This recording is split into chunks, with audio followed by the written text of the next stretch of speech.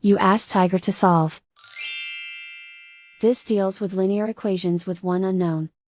The final result is x equals 10. Let's solve it step by step. Group all constants on the right side of the equation. Add 3 to both sides. Simplify the arithmetic.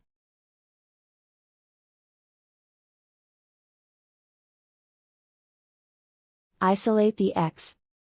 Divide both sides by 5. Simplify the fraction. Find the greatest common factor of the numerator and denominator. Factor out and cancel the greatest common factor.